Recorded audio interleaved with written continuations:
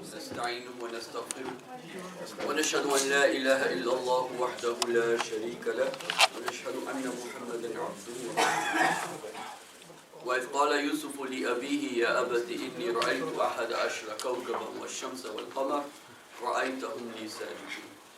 Today, in a short time, we're going to use Surah Yusuf to understand how to do proper dream interpretations.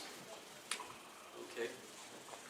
It is important, especially in the end of times, because the Prophet said, sallallahu alaihi wasallam, that in the end of times, the believers will have true dreams.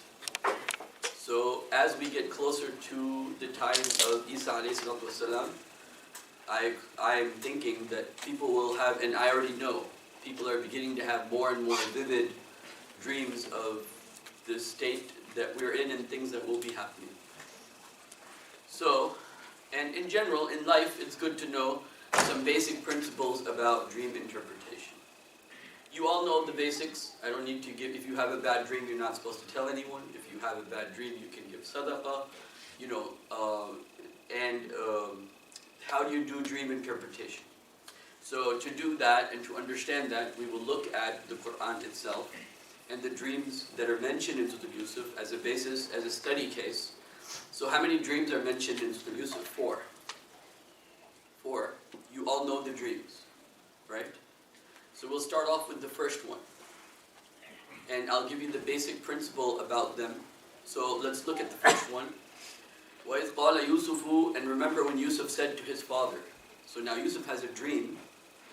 And over here, there's another lesson for all of us, that here is a young boy who is maybe 7 years old, 8 years old. And he's talking about his dream. He's excited and he's telling who? His dad, that's probably more than 100 years old. So there was no generational gap, right? And one reason for that is, who is Yusuf going to share his dream to? His dad, meaning his dad was teaching him things, right?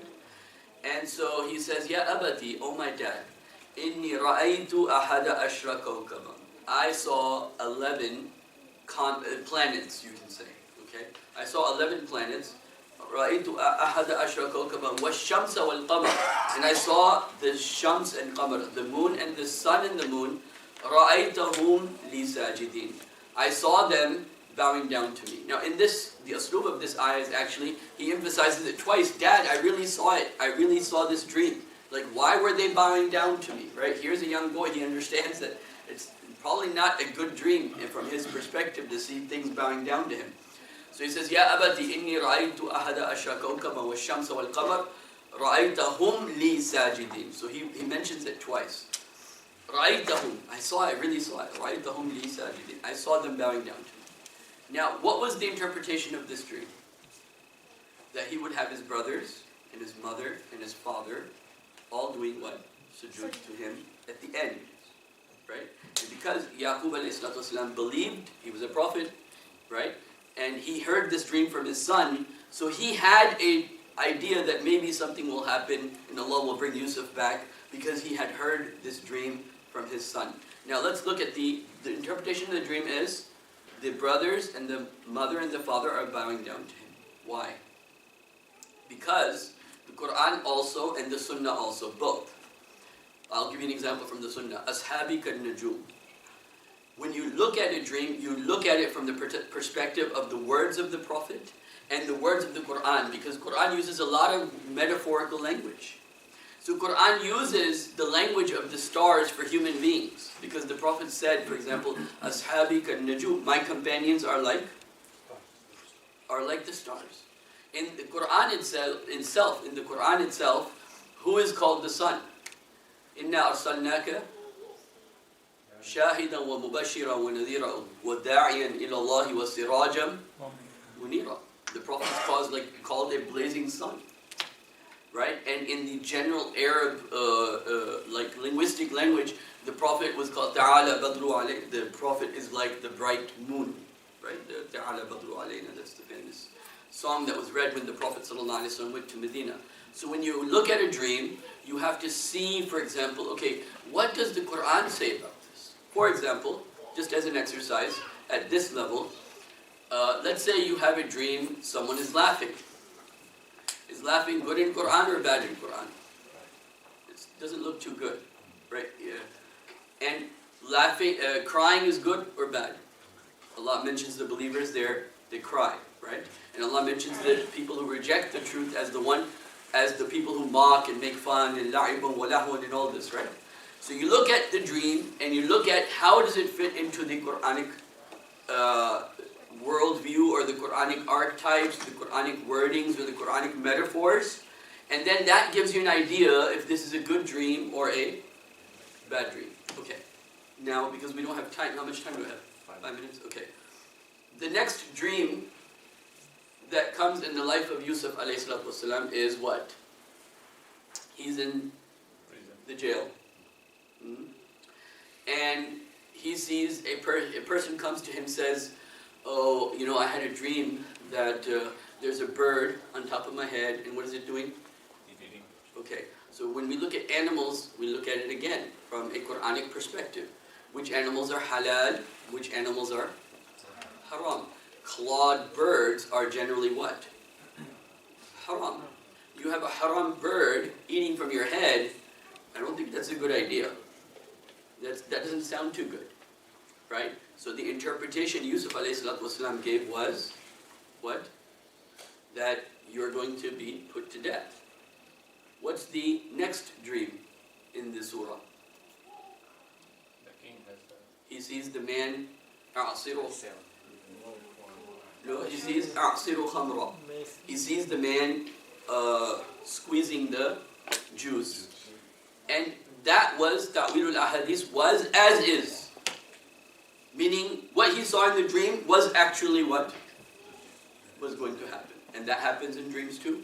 Sometimes you can have a dream, and exactly what you saw, just something very similar to that happens. That can happen too. So in that case, you didn't have to give a metaphorical language. Now, how will you know if you have to understand a dream metaphorically?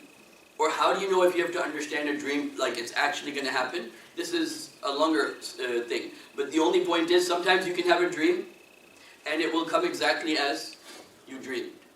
You know, one interesting thing over here I'll share with you is that one of the things that fascinated a psychologist, one of the early famous psychologists, Carl Jung, you know, because psychology started in mental hospitals. Basically, they were looking at mental patients. You all know this, right? In terms of the history of psychology, it started at looking at mental diseases. They weren't looking at, it was very later on, for example, you had the Maslow's hierarchy of needs. Anybody know about Maslow's hierarchy of needs? So, you know, where you're actually looking at how does a personality actually reach its goals? How does it reach, you know, this came later. At first, psychologists were only looking at mental health. But one thing that Carl Jung noticed that was very, very interesting was that he was with these people that are mental patients, right? And these mental patients have dreams. And these mental patients would have dreams, and he's like, you know what the doctor does is he writes down everything he hears, and okay, no, I need a little bit, 2 more minutes, okay? So a doctor writes down everything here, and he's hearing these patients tell things of their dreams, which, and one of the things that they were predicting was, at that time, World War II, okay? And they were in the mental hospital, and literally he's like writing, okay, they're seeing wars, and he didn't think of anything of it. He's just simply observing and writing down what he saw. But later on in his life, when he reflected that how come these mental patients that have nothing to do with anything, they don't know anything about the politics of the world or anything, they're having these dreams. So he had some interesting thoughts about that. The point I'm trying to say is sometimes you can have a dream and exactly what, and it doesn't matter if you're Muslim or non-Muslim, because who are the people who are having these dreams that Yusuf ﷺ is interpreting for? They're Muslims or non-Muslims? They're non-Muslims, right? And a non-Muslim can have a dream, and it can be exactly as his dream is, and just the only point there is that yes, there is something beyond the physical world that is true, and human beings have a ruh, and we can have true dreams, and so on and so forth.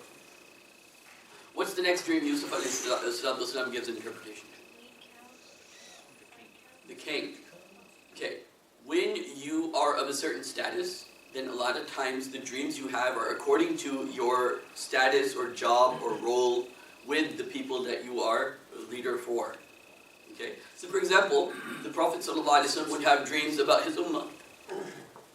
He would say, I saw such and such people in my ummah in the hellfire, or I saw such and such people in the Jannah, in his dreams, not in Isra wal Miraj, for example. So a dream can happen according to your, right? According to your status. Now, let's look at the dream. 7 fat cows, 7 skinny cows. What is cows how are cows represented in Quran? What does Quran consider? It's a good thing. No, a good thing, okay. But what is the function of a cow in the Quran? What is the function of a cow in the Quran?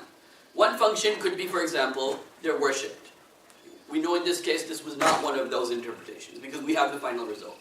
What is the other functions of a cow? مَتَاعًا لَكُمْ. They're of some benefit, their utility, their food for you. Right? مَتَاعًا لَكُمْ وَلِأَنْ أَنْعَامِكُمْ. They're food for you and your cattle, your livestock. So we know cows are represented as a source of your sustenance, as a source of your rizq. Okay? So then, so since cows can be represented as a source of your rizq, he has a dream. He sees the 7 thin ones and the 7 fat ones, right? And then they eat. So then from there, this is a bit longer discussion because I don't have time, but from there you can understand, since the cow is represented as a source of rizq, so the discussion in the dream was about the rizq first, and then the 7 were represented as 7 years, right? So, when you have a dream, try to be more cognizant of your dream. Majority of the people nowadays, though, don't have that many dreams. And there's a lot of spiritual reasons for that, because we're spiritually blocked. But if you're spiritually open, you begin to have more and more vivid dreams. This is why you find our old scholars talking a lot about their dreams. But anyway, I just wanted to share with you some very, very basic guidelines. When you have a dream and you're worried,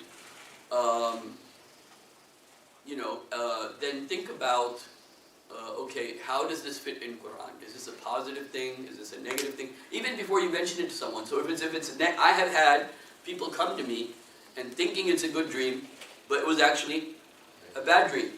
And they would mention that bad dream, and I'd be like, don't mention that dream to me. And they didn't know, because they didn't even know how to even tell if it's a good dream or a bad dream. They thought it was a good dream. I was like, no, this is not a good dream. Don't tell me this. Go give sadaqah. So use the Quran to first determine if it's a good dream or a bad dream.